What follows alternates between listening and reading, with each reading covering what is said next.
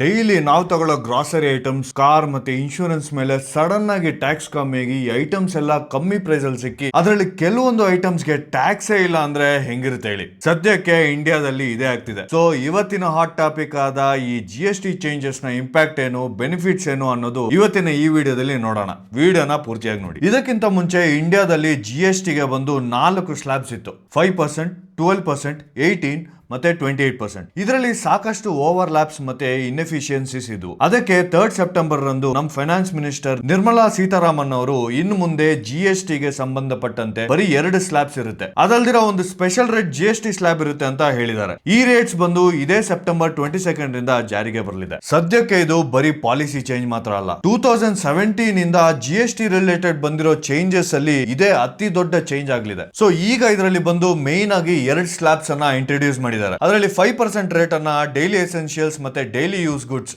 ಅಂದ್ರೆ soaps, tooth paste, package foods ಮತ್ತೆ agricultural and health items ಮೇಲೆ ಹಾಕ್ತಾರೆ. ಇದಾದ್ಮೇಲೆ 18% ರೇಟ್ ನ ಬಂದು ಡ್ಯೂರಬಲ್ ಗುಡ್ಸ್ ಅಂದ್ರೆ cars, appliances, cement, TV, auto parts ಈ ರೀತಿ ಐಟಮ್ಸ್ ಮೇಲೆ ಹಾಕ್ತಿದ್ದಾರೆ. ಇನ್ನೊಂದು ಸ್ಪೆಷಲ್ ಸ್ಲಾಬ್ ಇದೆ, ಅದರಲ್ಲಿ 40% GST ಅನ್ನ ಲಕ್ಸುರಿ ಐಟಮ್ಸ್ ಮತ್ತೆ ಸಿನ್ ಗುಡ್ಸ್ ಮೇಲೆ ಹಾಕ್ತಿದ್ದಾರೆ. ಈ ಸ್ಲಾಬ್ ಅಲ್ಲಿ ಕಾರ್ಬೋನೇಟೆಡ್ ಡ್ರಿಂಕ್ಸ್, ದೊಡ್ಡ ಲಕ್ಸುರಿ ವೆಹಿಕಲ್ಸ್, 350cc ಮೇಲೆ ಬರೋ ಮೋಟಾರ್ ಸೈಕಲ್ಸ್, ಯಾಕ್, ಟೊಬ್ಯಾಕೋ ಪ್ರಾಡಕ್ಟ್ಸ್ ಈ ತರ ಬರುತ್ತೆ. ಅದಲ್ದಿರ ಇನ್ನೊಂದು ಸ್ಲಾಬ್ ಇದೆ, ಅದು ಬಂದು 0% GST ಸ್ಲಾಬ್. ಇದರಲ್ಲಿ ಹೆಲ್ತ್ ಇನ್ಶೂರೆನ್ಸ್, ಪನ್ನೀರ್, ಚಪಾತಿ, ಪರಾಟ, ಹಾಲು ಈ ರೀತಿ ಐಟಮ್ಸ್ ಗೆ ಯಾವುದೇ ರೀತಿ GST ನ ಕಟ್ಟಬೇಕಾಗಿಲ್ಲ. ಈ ಚೇಂಜಸ್ ಬಂದು 22nd ಸೆಪ್ಟೆಂಬರ್ ಇಂದ ದಿವಾಲಿ ಮತ್ತೆ ದಸರಾ ಆಫರ್ ಆಗಿ ನಮ್ಗೆಲ್ಲ ಡೈಲಿ ಎಸೆನ್ಷಿಯಲ್ಸ್ ಚೀಪ್ ಆಗಿ ಸಿಗ್ಲಿ ಅನ್ನೋ ಉದ್ದೇಶದಲ್ಲಿ ಮಾಡ್ತಿದ್ದಾರೆ. ಇದರಿಂದ ಯಾರ್ಯಾರಿಗೆ ಬೆನಿಫಿಟ್ ಆಗುತ್ತೆ ಅಂತ ನೋಡೋದಾದ್ರೆ packaged foods, tooth paste, shampoo ಸೇರಿದಂತೆ ಎವ್ರಿ ಡೇ ಐಟಮ್ ತಗೊಂತಾ ಇರೋ ಅವರಿಗೆ ಬೆನಿಫಿಟ್ ಆಗುತ್ತೆ. ಹಂಗೆ ಫಾಸ್ಟ್ ಮೂವಿಂಗ್ ಕನ್ಸ್ಯೂಮರ್ ಗುಡ್ಸ್ ನ ತಯಾರಿ ಮಾಡೋ ಹಿಂದೂಸ್ತಾನ್ ಯೂನಿಲಿವರ್, ನೆಸ್ಲೆ, ಗೋದ್ರೇಜ್ ಅಂತಹ ಕಂಪನೀಸ್ ನ ಸೇಲ್ಸ್ ಬಂದು ಇದರಿಂದ ಬೂಸ್ಟ್ ಆಗುತ್ತೆ. ಜೊತೆಗೆ ಲೈಫ್ ಮತ್ತೆ ಹೆಲ್ತ್ ಇನ್ಶೂರೆನ್ಸ್ ಬಂದು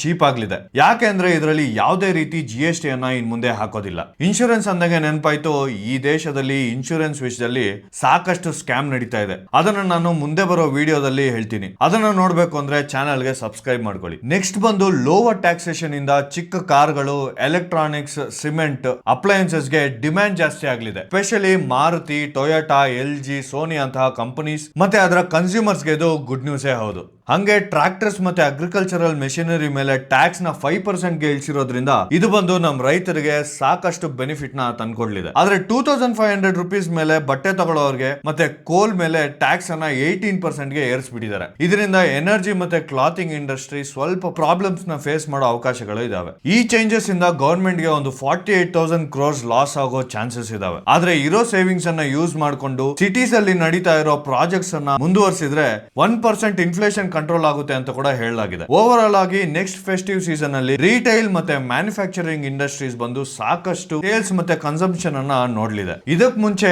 ಟ್ಯಾಕ್ಸ್ ಸ್ಲಾಬ್ ಅಲ್ಲಿ ಸಾಕಷ್ಟು ಕನ್ಫ್ಯೂಷನ್ಸ್ ಇದ್ವು. ಈಗ ಇದನ್ನ 4 ರಿಂದ 2 ಸ್ಲಾಬ್ಸ್ ಗೆ ಸಿಂಪ್ಲಿಫೈ ಮತ್ತೆ ಟ್ರಾನ್ಸ್ಪರೆಂಟ್ ಆಗಿ ಮಾಡಿ ಎಲ್ರಿಗೂ ಒಂದು ಎಕನಾಮಿಕ್ ರಿಲೀಫ್ ಅನ್ನ ತಂದ್ಕೊಡ್ತಿದ್ದಾರೆ. ಡೈಲಿ ಎಸೆನ್ಷಿಯಲ್ಸ್ ಬಂದು ಎಲ್ರಿಗೂ ಚೀಪರ್ ಆಗಿ ಸಿಗೋ ಅವಕಾಶ ಇದೆ. ಆದ್ರೆ ಇದು ಅಷ್ಟೇ ಎಫೆಕ್ಟಿವ್ ಆಗಿ ನಡಿಬೇಕು ಅಂದ್ರೆ GST ಕಮ್ಮಿ ಆಯ್ತಲ್ವಾ ಅಂತ ಕಂಪನೀಸ್ ಬಂದು ಅವ್ರ ಪ್ರೈಸಸ್ ಇನ್ಕ್ರೀಸ್ ಮಾಡದೇ ಇದ್ರೆ ಎಲ್ರಿಗೂ ಸಾಕಷ್ಟು ಉಪಯೋಗ ಆಗುತ್ತೆ. ಇಲ್ಲ ಪ್ರೈಸಸ್ ಇನ್ಕ್ರೀಸ್ ಮಾಡಿ ಇವಾಗ ಆಲ್ರೆಡಿ ಸಿಗ್ತಿರೋ ರೇಟ್ ಗೆ ಸೇಲ್ಸ್ ಮಾಡಿದ್ರು ಅಂದ್ರೆ ಇದರಿಂದ ನಮ್ಗೇನು ಪ್ರಯೋಜನ ಇರಲ್ಲ. ನೆಕ್ಸ್ಟ್ ಬರೋ ಟ್ಯಾಕ್ಸ್ ಸ್ಲಾಬ್ಸ್ ಮತ್ತೆ ಅದರ ರೇಟ್ಸ್ ಏನು ಅಂತ ನೀವು ಇವಾಗ ಸ್ಕ್ರೀನ್ ಮೇಲೆ ನೋಡಬಹುದು. ಈ ಹೊಸ ಟ್ಯಾಕ್ಸ್ ರೂಲ್ ಬಗ್ಗೆ ನಿಮ್ ಅನಿಸಿಕೆ ಏನು ಅಂತ ಕಮೆಂಟ್ ಸೆಕ್ಷನ್ ಅಲ್ಲಿ ಹೇಳಿ. ಹಂಗೆ ಬೆಂಗಳೂರು ಪ್ರದೇಶದಲ್ಲಿ ಈಗ BBMP ಅನ್ನು ತೆಗೆದು ಗ್ರೇಟರ್ ಬೆಂಗಳೂರು ಅನ್ನೋ ಅಥಾರಿಟಿಯನ್ನ ತರ್ತಿದ್ದಾರೆ. ಅದರ ಬಗ್ಗೆ ನಾನು ನೆಕ್ಸ್ಟ್ ವಿಡಿಯೋದಲ್ಲಿ ಮಾತಾಡ್ತೀನಿ. ಆ ಮುಂದೆ ಬರೋ ವಿಡಿಯೋದಲ್ಲಿ ಅವಾಗ್ಲೇ ಹೇಳಿದಂಗೆ ಇನ್ಶೂರೆನ್ಸ್ ಸ್ಕ್ಯಾಮ್ ಬಗ್ಗೆ ಮಾತಾಡ್ತೀನಿ. ಈ 2 ವಿಡಿಯೋಸ್ ಮಿಸ್ ಮಾಡಬಾರ್ದು ಅಂದ್ರೆ ಚಾನೆಲ್ ಗೆ ಸಬ್ಸ್ಕ್ರೈಬ್ ಮಾಡ್ಕೊಳ್ಳಿ. ಹಂಗೆ ವಿಡಿಯೋನ ಲೈಕ್ ಮಾಡಿ, ಶೇರ್ ಮಾಡಿ. ಜೈ ಹಿಂದ್, ಜೈ ಕರ್ನಾಟಕ ಮಾತೆ.